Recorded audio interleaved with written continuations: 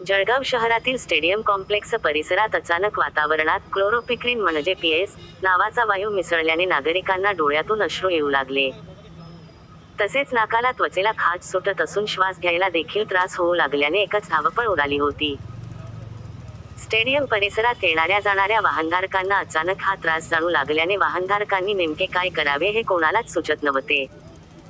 यावेळी कोणी म्हणत स्टेडियम मध्ये गॅस लीक झाला तर कोणी काही सांगत होते. प्रत्येकजण वेगवेगळे तर्कवितर्क लावत होते. यावेळी काही सुज्ञ नागरिकांनी आमदार राजू मामा भोळे, महाराष्ट्र प्रदूषण बोर्ड व महानगरपालिकेला फोन करून याबाबत कळविले.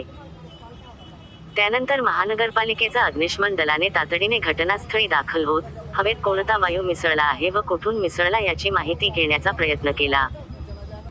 त्यानंतर अर्धा ते पाऊण तासांनी समजले की जवळच असलेल्या पोलीस कवायत मैदानावर पोलिसांनी अश्रू गॅसची चाचणी घेतली. तेव्हा सर्वांनी सुटकेचा निश्वास सोडला.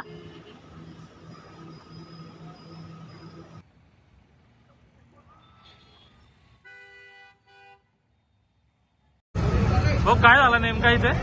आम्ही सर्व परिसरात या स्टेडियम कॉम्प्लेक्स मध्ये आलेलो होतो. एक 5-10 अर्धा तास पहिले थोड्या प्रत्येक लोकांना इथं जळजळ सुरू झाली. डोळ्यातून पाणी चालू होऊन गेलं. येणाऱ्या जाणाऱ्या लोकांना इथं जळजळ होते डोळ्यांना. कोणाला काही म्हणजे अश्रू बॉम्ब सारखं जे आता आम्हाला 5 मिनिटं पहिले समजलं की पोलीस ड्रिल चालू आहे बॉम्ब तिथं ती टँक फोडलेली अश्रू बॉम्बची मॉक टेस्ट घेत आहे. पण मग अशी मॉक टेस्ट घ्यायची असली तुम्ही पहिले साबित करा की आम्ही इकडे कोणी थांबणार नाही, तुम्ही गावाच्या बाहेर घ्या. सगळ्या लोकांना इथं येणाऱ्या जाणाऱ्यांना त्रास होतोय. जे पोलीसवाले धोकादायक करतात, तुम्ही जनताचे रक्षक आहे का भक्षक आहे? तुमचं काम आहे की जनताला स्वागत साधित करणं, पण तुम्ही असे काम करशाल तर मग जनता सुरक्षित कसं करायला? हे तर गैरा लोकांचा जीव धोक्यात आहे ना. हे कोई एसपी साहेबांना समजलं पाहिजे.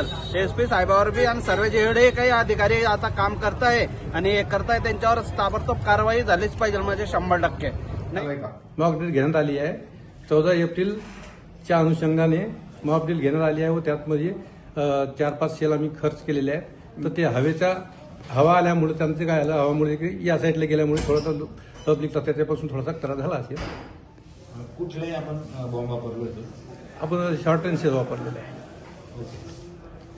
शेल हा सुदूर. याच्याने काय त्रास होतो? यात काही नाही, तर 2-3 मिनिटाकरता फक्त आपले डोळे आग करतात, त्यानंतर काय. आपलं नाव आणि पद?